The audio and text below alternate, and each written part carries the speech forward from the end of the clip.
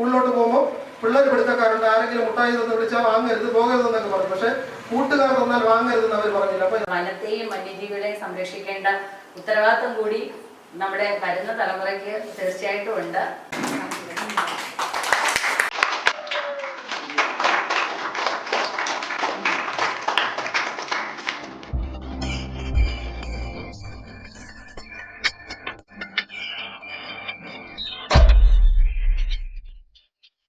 നമസ്കാരം. Gallery of nature YouTube channel കൂട്ടായ്മയുടെ സാമൂഹ്യ സേവന പ്രവർത്തനങ്ങളുടെ ഭാഗമായി കോട്ടൂർ ഗീതാഞ്ജലി ഗ്രന്ഥശാലയിൽ 2024 മെയ് 15 നടന്ന അവധിക്കാല സെമിനാറും ബോധവൽക്കരണ ക്യാമ്പിൻ്റെയും കാഴ്ചകളാണ് ഈ വീഡിയോയിലൂടെ നിങ്ങളിലേക്ക് എത്തിക്കുന്നത്. തന്നെ ആദ്യമായി ആരംഭിച്ച ഒരു യൂട്യൂബ് ചാനൽ കൂട്ടായ്മ എന്ന് വേണമെങ്കിൽ പറയാം. ഗാലറി ഓഫ് നാച്ചർ, പ്രകൃതി രമണീയത മാത്രം ഒപ്പിയെടുത്തുകൊണ്ട് ഒരു കാലഘട്ടത്തിൽ നമ്മുടെ നാടിൻ്റെ വികസന പ്രവർത്തനങ്ങൾക്കൊപ്പം നിന്ന ഈ ചാനൽ കൂട്ടായ്മ വളരെ വലിയ ജനകീയ പ്രവർത്തനങ്ങളുമായാണ് മുന്നോട്ട് പോയിക്കൊണ്ടിരിക്കുന്നത്. ഗാലറി ഓഫ് നാച്ചർ ചാനൽ കൂട്ടായ്മയുടെ 4ാമത്തെ പ്രോഗ്രാം നമുക്കറിയാം. ഒരു മലയോര മേഖലയായ അഗസ്ത്യവന മേഖലയുടെ വിവിധ പ്രദേശങ്ങളിൽ നിരവധി പരിപാടികളാണ് ആസൂത്രണം ചെയ്ത് നടത്തി വരുന്നത്. അതിന്റെ 4ാമത്തെ പരിപാടിയാണ് ഇന്ന് കോട്ടൂർ ഗീതാഞ്ജലി ഗ്രന്ഥശാലയിലെ കുട്ടികളുമായുള്ള സംവാദം ഏർപ്പെടുത്തിയിട്ടുള്ളത്. ഈ യോഗത്തിൽ പങ്കെടുക്കേണ്ട വിശിഷ്ട വ്യക്തിത്വങ്ങളെല്ലാം ഇവിടെ എത്തിച്ചേർന്നു.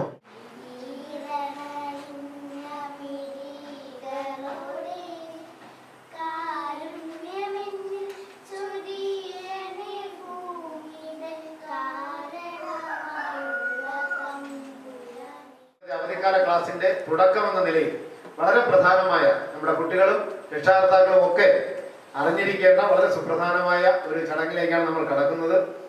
ഗീതാഞ്ജലി ഗ്രന്ഥശാല നമുക്കറിയാം, അഗസ്ത്യർകൂട മലനിരകളുടെ താഴ്വാര ഗ്രാമമായ ഇവിടെ ഈ അക്ഷരപുരയിൽ നിരവധി കുട്ടികളാണ് വന്ന് പഠനകാര്യങ്ങളായാലും അവരുടെ സർഗാത്മകത വളർത്തുന്നതിന് വേണ്ടിയിട്ടും വായനയെ പ്രോത്സാഹിപ്പിക്കുന്നതിന്റെ ഭാഗമായി നിരവധി പരിപാടികളാണ് വർഷങ്ങളായി ആസൂത്രണം ചെയ്ത് നടത്തി വരുന്നത്. അതിന്റെ എല്ലാം ഫലമായി വളരെയേറെ നേട്ടം നമ്മുടെ നാടിനും നമ്മുടെ നാട്ടുകാർക്കും കുട്ടികൾക്കും ഉണ്ടായിട്ടുണ്ട് എന്നുള്ളതാണ് വാസ്തവം. ഈ യോഗത്തിൽ സ്വാഗതം ആശംസിക്കുക എന്നുള്ളതാണ് എൻ്റെ കർത്തവ്യം. ഇവിടെ അധ്യക്ഷപദം അലങ്കരിക്കുന്ന രാജേഷ് സാർ, ഞാൻ നേരത്തെ പറഞ്ഞതുപോലെ നമ്മുടെ നാടിന്റെ അഭിമാനമായി എക്സൈസ് ഡിപ്പാർട്ട്മെന്റിൽ ജോലി ചെയ്യുന്ന, മാതൃകാപരമായ നിരവധി എക്സൈസ് ഓഫീസറുകളിൽ ജോലി ചെയ്ത് പ്രിവന്റീവ് ഓഫീസറായി പ്രവർത്തിക്കുന്ന രാജേഷ് സാറാണ് ഈ യോഗത്തിൽ അധ്യക്ഷപദം അലങ്കരിക്കുന്നത്. ഏറെ സ്നേഹത്തോടെ അദ്ദേഹത്തെ യോഗത്തിലേക്ക് ഹാർദമായി സ്വാഗതം ചെയ്യുകയാണ്. വികസനത്തിനും കുട്ടികളുടെ കലാകായിക വാസനകൾ വളർത്തിയെടുക്കുന്നതിനും വളരെയേറെ സഹായിക്കുന്ന ഒരു പ്രസ്ഥാനമാണ് അത്. ഗീതാഞ്ജലി ഗ്രന്ഥശാല അത് വളരെയേറെ നിങ്ങൾക്കെല്ലാം ഉപയോഗപ്പെടുത്തിയിട്ടുണ്ട്. ഞങ്ങൾ രാജാജിനാർ എന്ന് പറഞ്ഞാൽ നിങ്ങൾക്ക് എല്ലാവർക്കും അറിയാതിരിക്കും. ചെക്കച്ചൂള എന്ന് പറഞ്ഞാൽ നിങ്ങൾക്കെല്ലാം അറിയാം. അവിടെ അക്രമങ്ങളും ലഹരി മാഫിയയുടെയൊക്കെ ഒരു കേന്ദ്രമായിരുന്ന ഒരു സ്ഥലമായിരുന്നു അന്ന്. ഇന്ന് അങ്ങനെയല്ല. ഞങ്ങൾ ഉൾപ്പെടെ പ്രവർത്തിച്ചതിൻ്റെ ഫലമായി ഞങ്ങൾ അവിടെ ഒരു ഗ്രന്ഥശാല രൂപീകരിക്കുകയും അത് പെൺകൂട്ടായ്മയിലൂടെ 15ഓളം സ്ത്രീകളെ ഉൾപ്പെടുത്തിക്കൊണ്ട് ഒരു ഗ്രന്ഥശാല ആരംഭിച്ച് അവിടെ മദ്യത്തിനും മയക്കുമരുന്നിനും എതിരെയുള്ള പ്രവർത്തനങ്ങളും ആരോഗ്യപരമായി അവർക്ക് വേണ്ട മെഡിക്കൽ ക്യാമ്പുകളും പിന്നെ കുട്ടികൾക്കുള്ള അവധിക്കാല ക്ലാസ്സുകളും ഒക്കെ നടത്തിയിട്ടുണ്ട്. അവിടെ ഒരു വളരെയേറെ മാറ്റം വരുത്താൻ സാധിച്ചിട്ടുണ്ട്. ഇന്ന് അവിടെ ഈ പറയും പോലെയുള്ള അക്രമ പ്രവർത്തനങ്ങളോ ലഹരി മാഫിയകളോ ഒന്നും തന്നെ ഇല്ല. അതൊരു ഈ ഗ്രന്ഥശാല കൊണ്ട് അവിടെ നേടാൻ സാധിച്ചതാണ്. പ്രത്യേകിച്ചും അത് സ്ത്രീകളാണ്. അപ്പൊ നാട്ടില് ഇങ്ങനെയുള്ള ഗ്രന്ഥശാലകൾ വളർന്നു വന്നാൽ നമുക്ക് ഒരുപാട് വികസനങ്ങളും മാറ്റങ്ങളും ഉണ്ടാകാൻ സാധിക്കും. യോഗം ഉദ്ഘാടനം ചെയ്യുന്നത് പ്രിയപ്പെട്ട രോഷ്നി GS അവർകളാണ്. ലീഡ് ഫോറസ്റ്റ് ഓഫീസറാണ്.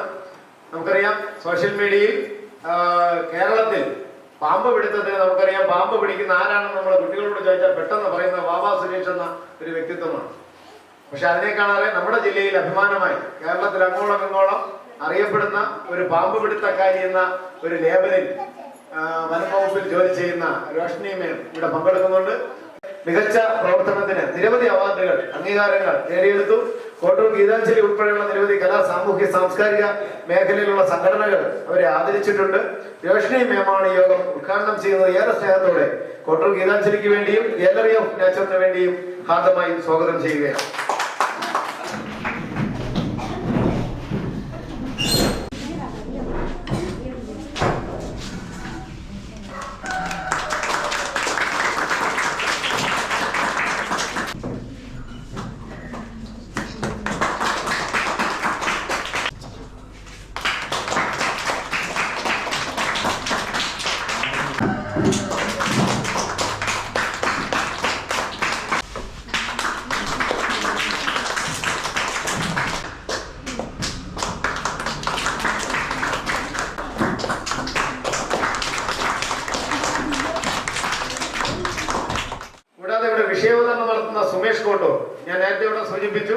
സുമേഷിന്റെ ചാനലാണ് ഗാലറി ഓഫ് നാച്ചർ.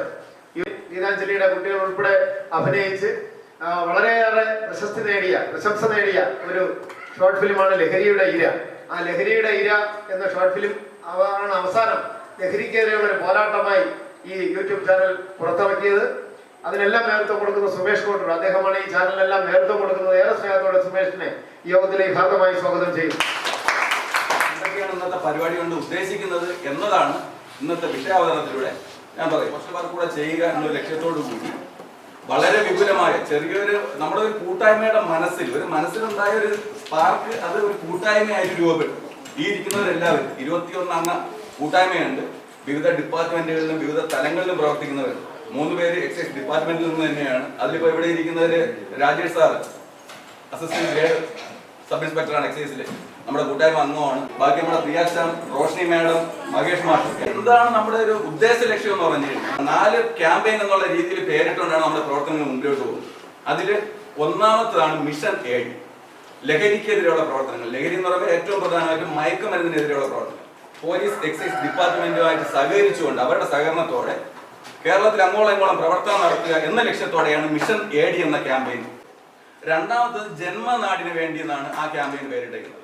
അപ്പോൾ അതിൽ നമ്മുടെ പ്രവർത്തനങ്ങൾ എന്ന് പറഞ്ഞാൽ ചാരിറ്റി പ്രവർത്തനങ്ങൾ വരും, പിന്നെ മറ്റുള്ള സോഷ്യൽ ആക്ടിവിറ്റീസ്, സോഷ്യൽ പ്രവർത്തനങ്ങൾ, സാമൂഹ്യ പ്രവർത്തനങ്ങളെല്ലാം ജന്മനാടിന് വേണ്ടി. മൂന്നാമത്തത് സേവ് നാച്ചുറൽ സേവ് ഫോറസ്റ്റ് എന്നൊരു പേരാണ്. കാരണം പറഞ്ഞാൽ പ്രകൃതിയെയും വനത്തിനെയും സംരക്ഷിക്കുക. നാലാമത്തെ ക്യാമ്പയിൻ കലാ കായിക സ്വര രാഗലയം. വിവിധ തരത്തിലുള്ള കഴിവുള്ളവരെ നമ്മൾ ഉയർത്തിക്കൊണ്ടുവരിക. ഒരു 1000 പേരിലേക്ക് നമുക്ക് എത്തിക്കാൻ കഴിയുമെങ്കിൽ അതിന്റെ ഒരു ശ്രമം. അങ്ങനെ 4 ക്യാമ്പയിനുകളാണ് നമ്മളെ ചാനലിലെ കൂട്ടായ്മയോടുകൂടി മുമ്പിലോട്ട് പോകും. മാക്സിമം ഇനി ഒരു 3-4 മാസത്തിനുള്ളിൽ ഇതൊരു NGO, നോൺ ഗവൺമെന്റ് ഓർഗനൈസേഷൻ ആയിട്ട് നമ്മൾ രജിസ്റ്റർ ചെയ്യുകയും അത്തരത്തിലുള്ള പ്രവർത്തനങ്ങളുമായിട്ട് നമ്മൾ കേരളത്തിൽ മൊത്തത്തിലുള്ള പ്രവർത്തനങ്ങളുമായിട്ട് മുമ്പിലോട്ട് പോവുകയും ചെയ്യും. അതിനോടൊപ്പം എല്ലാവരുടെ സഹകരണം അഭ്യർത്ഥിക്കും. അപ്പോൾ ഇന്നത്തെ ഈ പരിപാടി എന്ന് പറഞ്ഞാൽ അവധിക്കാല ക്ലാസ്സുകളുടെ പ്രസക്തി എന്ന വിഷയത്തെക്കുറിച്ച് വളരെ ചുരുങ്ങിയ വാക്കുകളിൽ നമുക്ക് വിഷയം അവതരിപ്പിക്കുന്നത് നമ്മുടെ ജയചന്ദ്രനാണ്. KSRTC സ്റ്റേഷൻ മാസ്റ്ററായി വിരമിച്ച അദ്ദേഹത്തിന് ഒരു ചെറിയൊരു ആദരവ് കൂടി ഇന്നിവിടെ കൊടുക്കുന്നുണ്ട്. നമ്മുടെ കൂട്ടായ്മയുടെ പേര് ഒരു ചെറിയൊരു മൊമെന്റ്, കുട്ടികളെ ലക്ഷ്യമിട്ട് ലഹരി. ആ വിഷയത്തെക്കുറിച്ച് ഇന്നിവിടെ നിങ്ങളോട് സംസാരിക്കുന്നത് അജിത് സാറാണ്, എക്സൈസിന്റെ പ്രിവന്റീവ് ഓഫീസറാണ് ട്രിവാൻഡ്രം ഡിവിഷൻ. അടുത്ത മൂന്നാമത് വരയും സംഗീതവും നമ്മുടെ മഹേഷ് മാഷ്. അപ്പോൾ വരയും സംഗീതവും 172 അടി നീളത്തില് ചുമരിൽ ഒറ്റ ക്യാൻവാസിൽ ലൈവായി വരച്ച് വേൾഡ് റെക്കോർഡ് നേടിയ ആളാണ്. മാരാവളം മിനിറ്റിൽ വെച്ചാണ് ഞാൻ തമ്മിൽ ആദ്യം കാണുന്നത്. ആദ്യം കണ്ടത് തന്നെ വെറും 14 മിനിറ്റ് കൊണ്ട് എന്നെ വരച്ചാൽ മതി. അപ്പൊ 14 മിനിറ്റ് കൊണ്ട് വരച്ചു. മാത്രമല്ല നമ്മളോട് ചേർന്ന് വളരെ കുറെ കാര്യങ്ങൾ നമുക്ക് ചെയ്യാനുണ്ട്. വര മാത്രമല്ല, സകലകലാവല്ലഭൻ എന്ന് പറയും, എഴുതും, പിന്നെ ഡ്രം സെറ്റ് പ്ലെയർ ആണ്, തബലിസ്റ്റ് ആണ്, അങ്ങനെ കുറെ കാര്യമുണ്ട്. അതെന്താണെന്ന് അദ്ദേഹം പറയും. അപ്പോൾ അദ്ദേഹം ഇന്നിവിടെ വരയും സംഗീതവും, കാരണം രണ്ടും തമ്മിൽ അഭേദ്യമായിട്ട് ബന്ധമുണ്ട് എന്ന് പുള്ളി തെളിയിച്ചു. ഈ ഇത്രയും കുട്ടികൾ ഇവിടെ ഇരിക്കുന്നു. ഇവിടെ പഠിക്കുന്ന വിദ്യാർത്ഥികളുടെ പേര് നറുക്കിട്ടെടുത്തിട്ട് അതിലൊരാൾ, ആർക്കാണ് ഭാഗ്യം, ആ ഒരാളിനെ ഇന്ന് ലൈവായിട്ട് മഹേഷ് സാറിവിടെ വരയ്ക്കുന്നത്. അടുത്ത് നവമാധ്യമങ്ങളും വായനയും കുട്ടികളിൽ എങ്ങനെ, അതിനെക്കുറിച്ച് ക്ലാസ് എടുക്കുന്നത് പ്രിയാസാമാണ്. പ്രിയാസാം എഴുത്തുകാരിയാണ്. അറിയപ്പെടുന്ന 2 പുസ്തകങ്ങൾ പബ്ലിഷ് ചെയ്തു കഴിഞ്ഞു. ഡോക്ടർ ജസ്റ്റിസ് ശ്രീദേവി സ്മാരക പുരസ്കാരം ഈയിടയ്ക്ക് പ്രിയാസാം എന്ന എഴുത്തുകാരിക്ക് കിട്ടി. അതുകൊണ്ട് തന്നെ ഈ ഒരു അവസരത്തിൽ പ്രിയാസാമിനെ കൂടെ നമ്മളൊരു മോഹന്റെ കൊടുത്ത് ആദരിക്കും. ഇനി അടുത്തുള്ളതെന്ന് പറഞ്ഞാൽ നമ്മുടെ 2 കൊച്ചുമക്കൾ.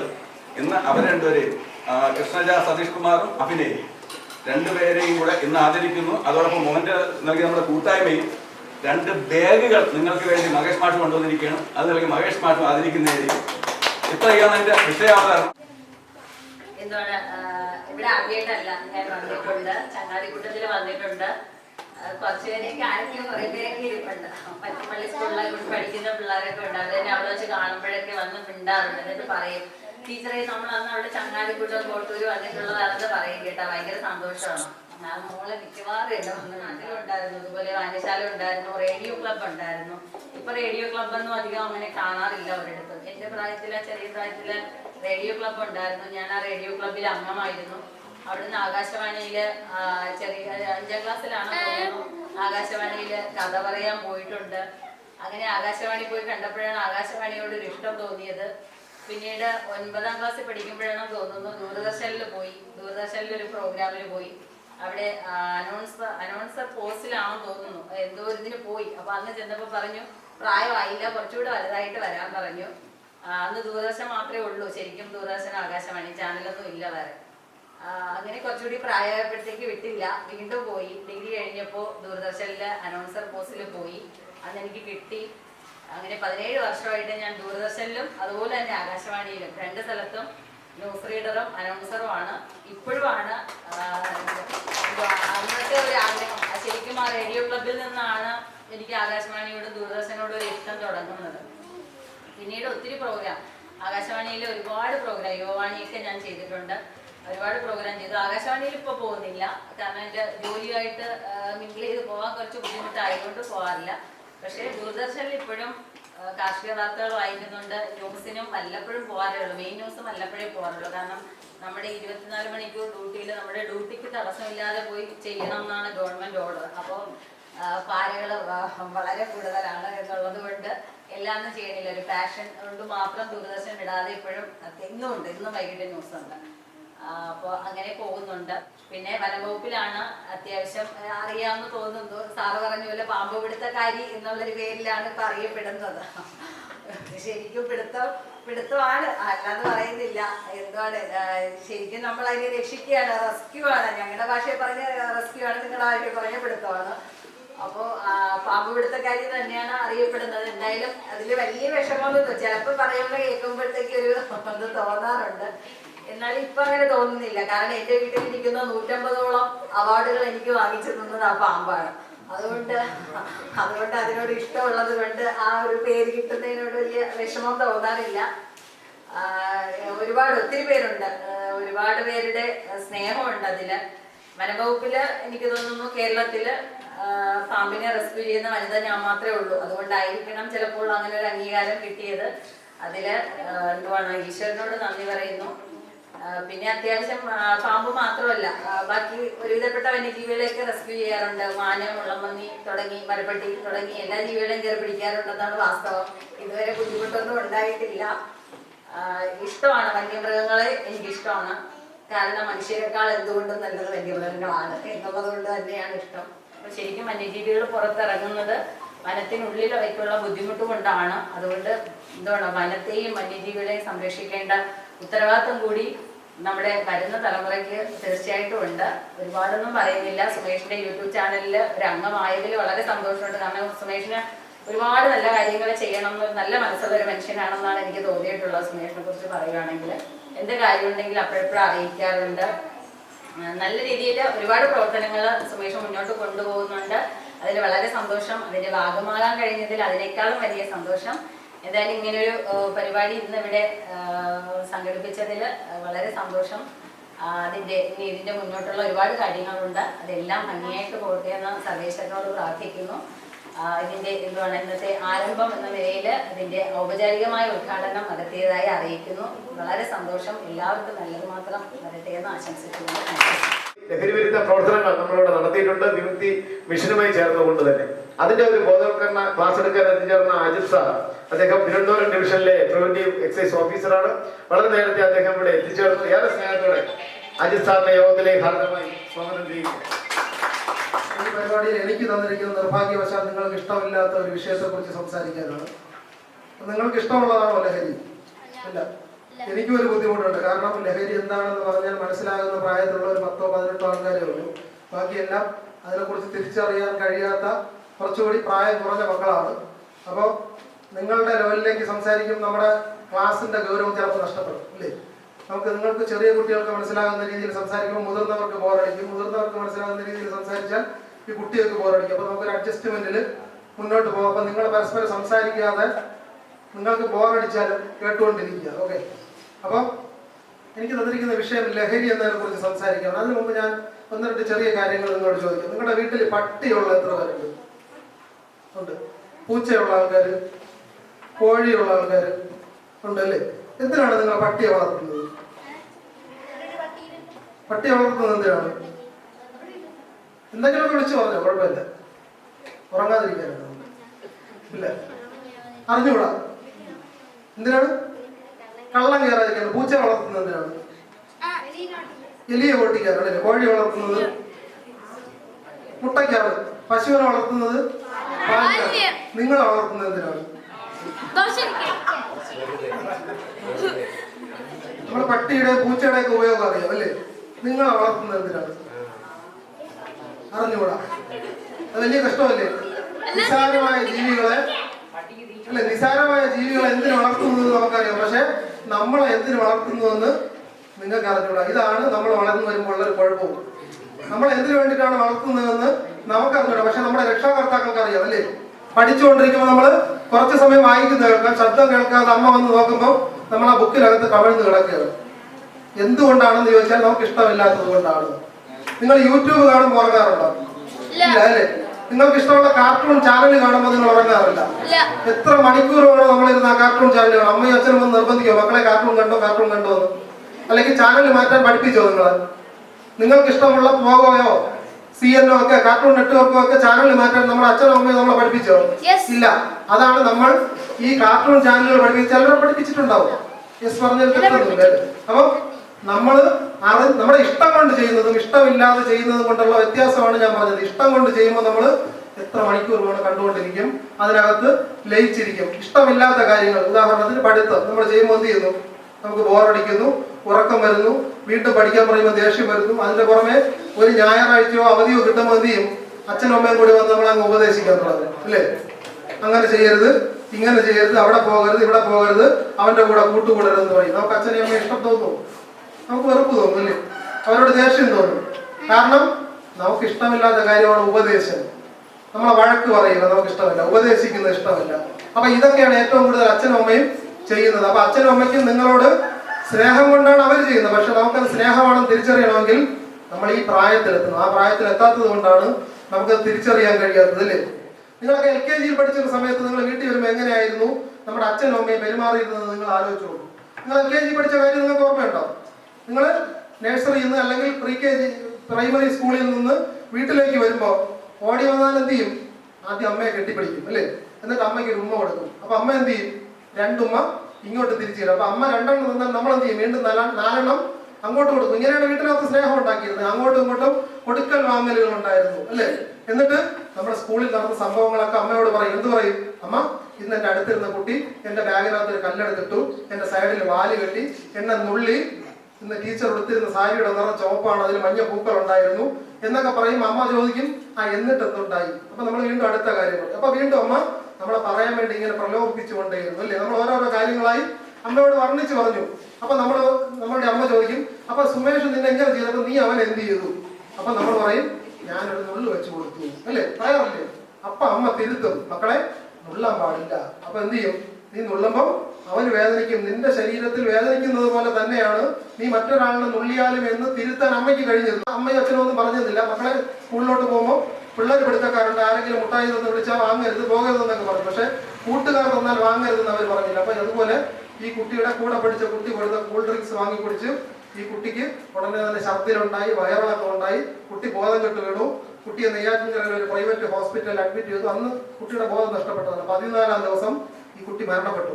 കുട്ടി വെന്റിലേറ്ററിന്റെ സഹായത്തോടെയാണ് ജീവിച്ചത്. കുട്ടിയുടെ ആന്തരിക അവയവങ്ങളൊക്കെ നശിച്ചു പോയി. ഈ കുട്ടി കുടിച്ചത് യഥാർത്ഥത്തിൽ കൂൾ ഡ്രിങ്ക്സ് ആയിരുന്നില്ല. അവിടെ ടോയ്ലറ്റ് ക്ലീൻ ചെയ്യാൻ വേണ്ടി മിക്സ് ചെയ്ത് വെച്ചിരുന്ന എന്തോ ഒരു കെമിക്കലാണ്. മറ്റേ കുട്ടി വിചാരിച്ച് കൂൾ ഡ്രിങ്ക്സ് ആണെന്ന് വിചാരിച്ച് എടുത്തു കൊടുത്തതാണ്. ആ കുട്ടി സന്തോഷത്തോടെ വാങ്ങി കുടിച്ചു, അറിവില്ലായ്മ കൊണ്ട് ചെയ്തതാണ്. അപ്പൊ വാങ്ങി കുടിച്ചതിന്റെ ഫലം എന്ന് പറയുന്നത് ഈ കുട്ടിയെ വീട്ടുകാർക്ക് എന്നേക്കുമായി നഷ്ടപ്പെട്ടു. ഇതുപോലെയാണ് നമ്മുടെ ജീവിതത്തിൽ സംഭവിക്കുന്നത്. നമുക്ക് നമ്മുടെ പല സുഹൃത്തുക്കളും നമ്മുടെ യഥാർത്ഥ സുഹൃത്തുക്കൾ തന്നെ ആവണമെന്നില്ല. നമ്മളെ എന്തെങ്കിലുമൊക്കെ പറഞ്ഞ് പറ്റിച്ച് നമ്മളോടൊപ്പം കൂടുന്ന നമ്മുടെ സുഹൃത്തുക്കൾ നമുക്ക് പല കാര്യങ്ങളും ഓഫർ ചെയ്യാറുണ്ട്. അത് വേണോ വേണ്ടയോ എന്ന് നമ്മൾ തീരുമാനിക്കുക. നിങ്ങൾക്ക് തിരിച്ചറിയാൻ കഴിയുന്നില്ലെങ്കിൽ, അതെനിക്ക് വേണോ വേണ്ടയോ എന്ന് തിരിച്ചറിയാൻ കഴിയുന്നില്ലെങ്കിൽ നമ്മൾ എന്ത് ചെയ്യണം? അത് വാങ്ങി സ്കൂളിലെ കൊണ്ടുവന്ന് നമ്മുടെ ടീച്ചറിനെയോ അല്ലെങ്കിൽ നമ്മുടെ രക്ഷാകർത്താക്കളെയോ, ആൾക്കാരൊക്കെ നടക്കുന്ന വൈറലാവാൻ വേണ്ടി നടക്കുന്നവരാണ്. മേഡം നേരത്തെ വൈറലായ കഥ നടക്കും അല്ലേ? അപ്പൊ വൈറലാകുമ്പോൾ നമ്മുടെ ആൾക്കാർ ശ്രദ്ധിക്കപ്പെടും. അത് പക്ഷേ ഒരു പോസിറ്റീവായ വഴിയിലാണ് വൈറലായത്. നമ്മുടെ ആൾക്കാർ പലരും വൈറലാകുന്നത് നെഗറ്റീവായ വഴികളിലാണ്. അപ്പൊ പോസിറ്റീവ് ഏതാണ്, നെഗറ്റീവ് ഏതാണെന്ന് നമുക്ക് തിരിച്ചറിവുണ്ടാവണം. എന്താണ് പോസിറ്റീവ് എന്ന് പറഞ്ഞാൽ? നമ്മുടെ ജീവിതത്തിന് ഗുണകരമായ എന്തും പോസിറ്റീവാണ്. നമ്മുടെ ജീവിതത്തിന് താഴേക്ക് വലിക്കുന്ന, നമ്മുടെ വഴിയെ തെറ്റിക്കുന്ന എന്തും നെഗറ്റീവാണ്. നിങ്ങൾ നെയ്യാർ ഡാം കണ്ടിട്ടുണ്ടല്ലേ? അടുത്തുള്ള ഡാം എന്നുള്ളത്. നെയ്യാർ ഡാമിൽ വെള്ളം കെട്ടി നിർത്തുന്ന ഒരു സ്ഥലമാണ്. അവിടെ പെർമനന്റ് ആയിട്ട് വെള്ളത്തിനെ കെട്ടി നിർത്തുന്നുണ്ടോ? സ്ഥിരമായി വെള്ളത്തിനെ കെട്ടി നിർത്തുന്നുണ്ടോ? കെട്ടി നിർത്തിയാൽ എന്ത് സംഭവിക്കും? വെള്ളം നിറഞ്ഞ് അവസാനം എന്ത് ചെയ്യും? ഡാം പൊട്ടിപ്പോകല്ലേ? അപ്പൊ പൊട്ടാതിരിക്കാൻ വേണ്ടി അവരെന്ത് ചെയ്യും?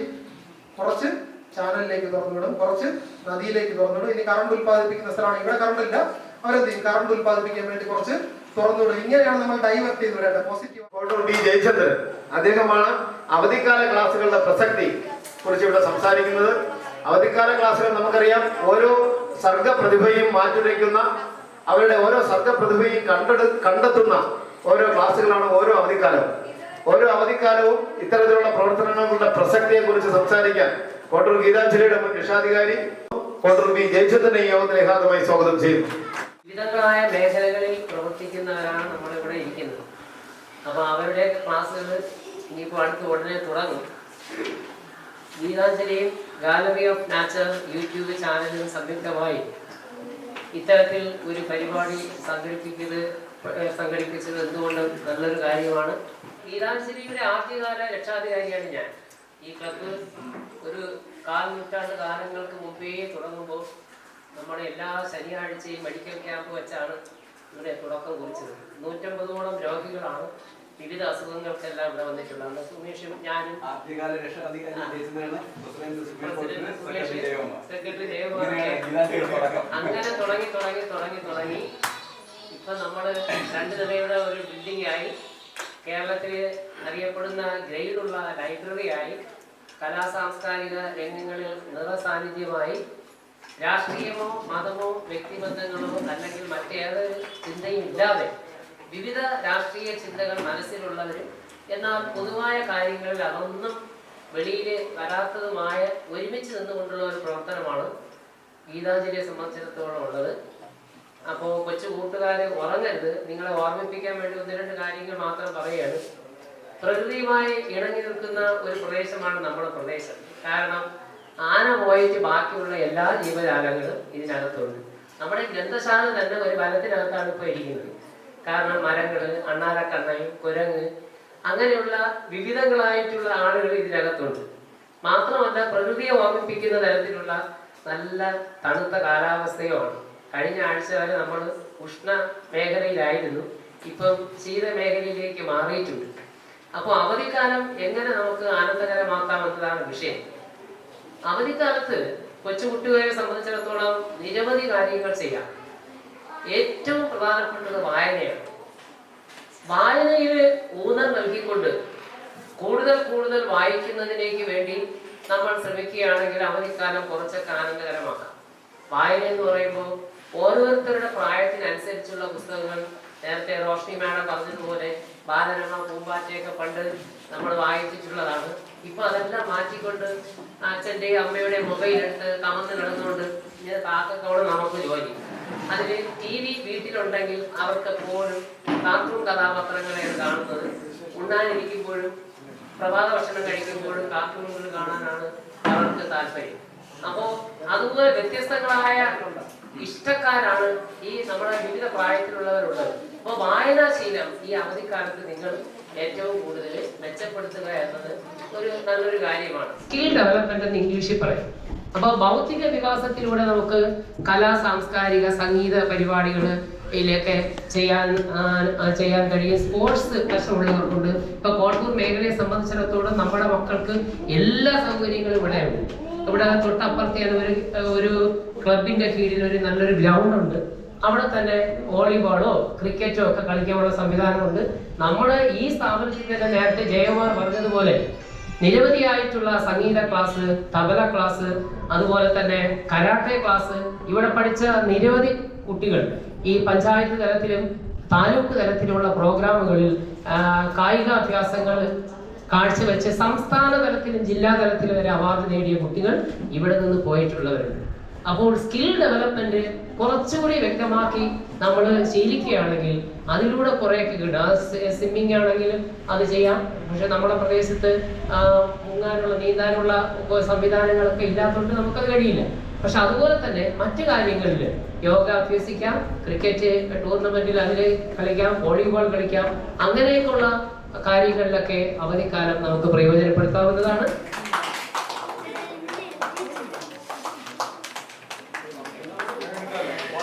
മധുരനെല്ലിക്ക. ആ പുസ്തകം രചിച്ച പ്രിയ കവയത്രി, സാഹിത്യകാരി, എഴുത്തുകാരിയൊക്കെയാണ് നമ്മളോടൊപ്പം പങ്കുചേരുന്നത്. പ്രിയാശ മാം മുമ്പും നമ്മുടെ ഗീതാഞ്ജലിയുടെ ഭാഗമായി ഇവിടെ വന്നു ചേർന്നിട്ടുണ്ട്. കോട്ടൂരിന്റെ വനമേഖലകളിൽ നിരവധി പരിപാടികൾക്ക് പ്രിയാശ എത്തിച്ചേർന്നിട്ടുണ്ട്. പ്രിയാശ മാം ഈ യോഗത്തിൽ മുഖ്യപ്രഭാഷണം ചെയ്ത് സംസാരിക്കും. ഏറെ സ്നേഹത്തോടെ മേഡത്തെയും ഈ യോഗത്തിലേക്ക് ഹാർദമായി സ്വാഗതം ചെയ്യുന്നു. കണ്ണെത്തുന്ന നേരത്ത് ഞങ്ങൾ എൻ്റെ അമ്മയെ നോക്കിയിരുന്നേ, എണ്ണക്കറുപ്പുള്ള എൻ്റെ അമ്മ മുന്നഴി നെല്ലും പറിച്ചോണ്ട് വന്നേ. തകതാര തകതാര ദിത്തൈ താരാ താരാരോ, തകതാര താര താര ദിത്തൈ താരാ താരാരോ, തക തക താര തകതാര ദിത്തൈ താരാ താരാരോ, തകതാര താര താര ദിത്തൈ താരാ താരാരോ. അന്തിക്കണ്ണെത്തുന്ന നേരത്ത് ഞങ്ങൾ എൻ്റെ അമ്മയെ നോക്കിയിരുന്നേ, എണ്ണക്കറുപ്പുള്ള എൻ്റെ അമ്മ മുന്നഴി നെല്ലും പറിച്ചോണ്ട് വന്നേ. അന്തിക്കണ്ണെത്തുന്ന നേരത്ത് ഞങ്ങൾ എൻ്റെ അമ്മയെ നോക്കിയിരുന്നേ, എണ്ണക്കറുപ്പുള്ള എൻ്റെ അമ്മ മുന്നഴി നെല്ലും പറിച്ചോണ്ട് വന്നേ. കൊള്ളാം. എല്ലാവരും ഒന്ന് കൈയടിച്ചേ. കുട്ടികളുടെ പുഞ്ചിരിയും പൂവ് വിടർന്നു നിൽക്കുന്നതുമാണ് ലോകത്തിലെ ഏറ്റവും മനോഹരമായ കാഴ്ച എന്നാണ് പറയുന്നത്. ഇത് ഞാൻ പറഞ്ഞല്ല, പ്രിയാശ പറഞ്ഞല്ല, രവീന്ദ്രനാഥ് ടാഗോർ പറഞ്ഞതാണ്. എന്തിനാണ് വായിക്കുന്നത്? അറിവ് നേടാൻ. അറിവ് നേടിയിട്ട് നിങ്ങൾ എന്താവും? പോലീസ്. ഓരോരുത്തർക്കും ഓരോ ആഗ്രഹങ്ങളുണ്ട് അല്ലേ? അപ്പോൾ നമ്മൾ അറിവ് നേടി ഓരോ മേഖലകളിലെ ജോലി ചെയ്ത് വലിയ ആളുകളായിട്ട് ജീവിക്കുന്നതിന് വേണ്ടിയിട്ടാണ് വായിക്കുന്നത്. അപ്പോ നമ്മുടെ ഒരു നിങ്ങളുടെയൊക്കെ ഒരു മുത്തച്ഛൻ, മുത്തശ്ശി, അവരൊക്കെ ജീവിച്ച കാലഘട്ടത്തിലുള്ള വിദ്യാഭ്യാസ കാലം, അതിനു മുന്നേ ഉള്ള ഒരു അവസ്ഥയുണ്ട്. കുടുക്ക എന്ന് പറയും. ആ കുടുക്കയില് നല്ല പഞ്ചാര മണല് എടുത്ത് നിറച്ച് അതിനകത്ത് ഇന്നത്തെ പോലെ പ്ലാസ്റ്റിക് അടപ്പുകളോ ഒന്നുമില്ല, കരിയില കൊണ്ട് ഒരു അടപ്പുണ്ടാക്കി ആ മണലിൽ കൊണ്ടാണ് പിന്നെ ആശാൻ പള്ളിക്കൂടത്തില് വിദ്യ അഭ്യസിക്കാനായിട്ട് പോയിക്കൊണ്ടിരുന്നത്. അപ്പൊ ആ ഒരു കാലഘട്ടം കഴിഞ്ഞു. അത് കഴിഞ്ഞിട്ട് സ്ലേറ്റുകൾ കണ്ടുപിടിച്ചു, പെൻസിൽ കണ്ടുപിടിച്ചു, പേന കണ്ടുപിടിച്ചു. നമ്മൾ ഇന്ന് നിൽക്കുന്നത് ഡിജിറ്റൽ യുഗത്തിലാണ്. ഞാൻ ചേർന്നാണ്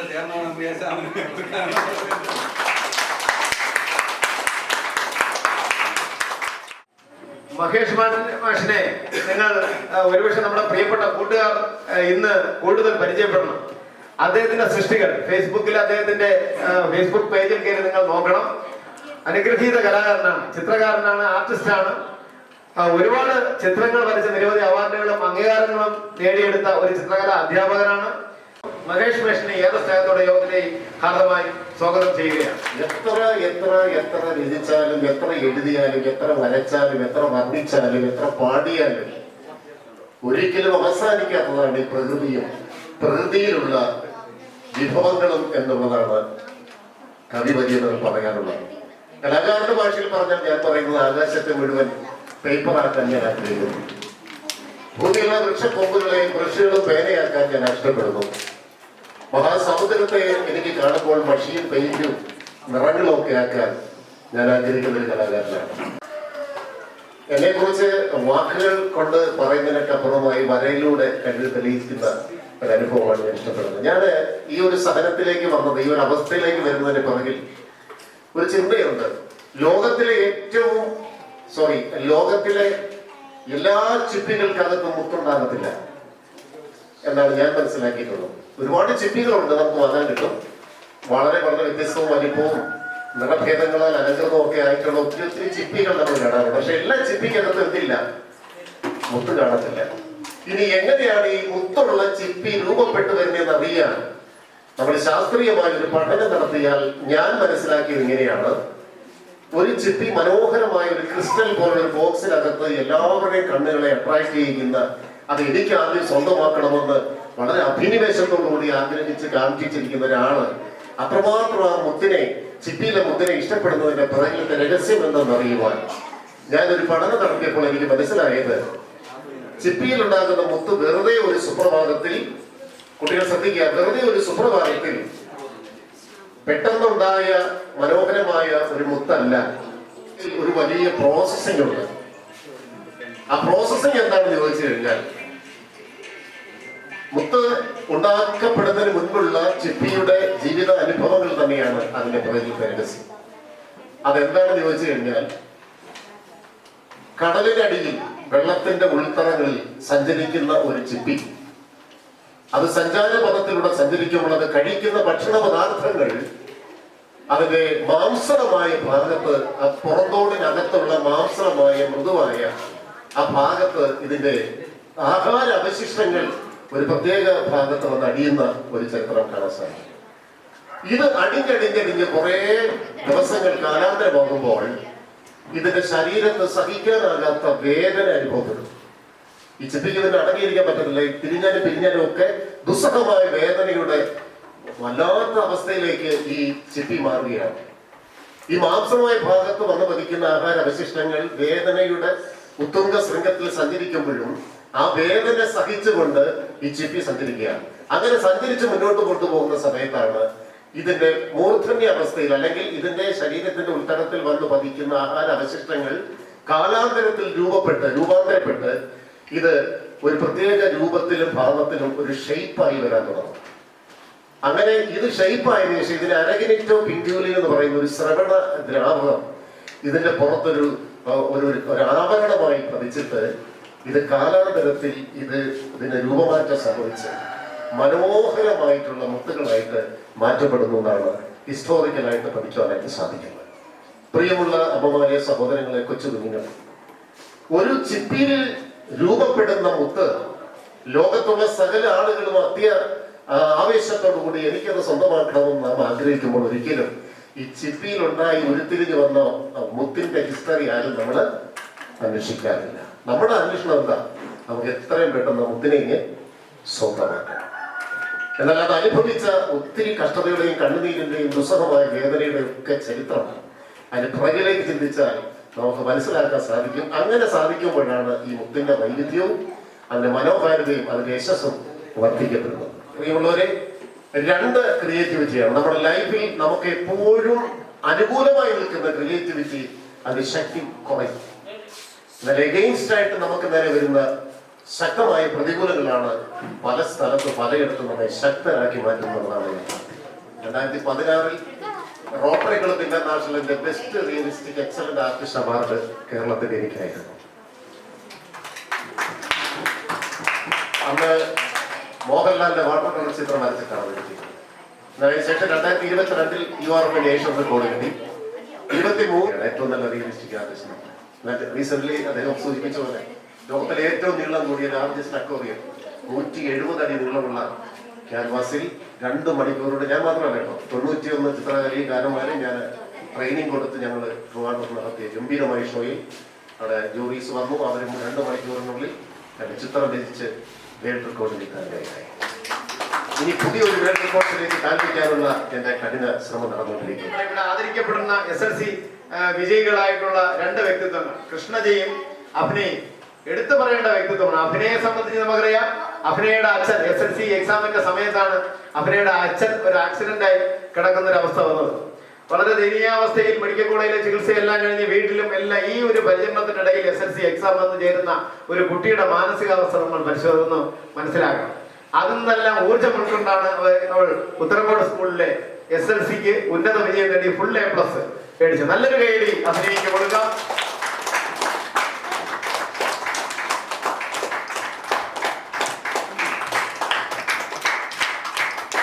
മറ്റൊരാൾ കൃഷ്ണജയും ഗീതാഞ്ജലി ഡാൻസ് അക്കാദമിയിലെ ഡാൻസർ കൂടിയാണ്. കൃഷ്ണജ കട്ടേല മോഡൽ റെസിഡൻഷ്യൽ സ്കൂളിലെ വിദ്യാർത്ഥിനിയാണ്.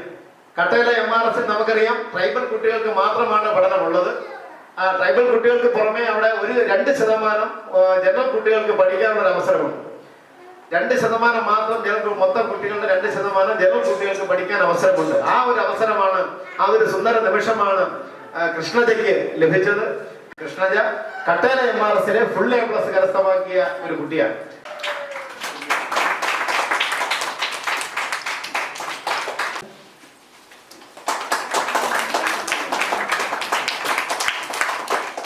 മഹേഷ് മാഷിൻ്റെ ലൈവ് ആർട്ട്, അദ്ദേഹത്തിൻ്റെ വരകൾ, റോഷ്നി മേഡത്തിൻ്റെ വന്യജീവികളെ പറ്റിയുള്ള സ്പെഷ്യൽ സ്പീച്ച് എന്നിവയൊക്കെ അടുത്ത 2 എപ്പിസോഡുകളിലായി നിങ്ങളിലേക്ക് എത്തുന്നതാണ്.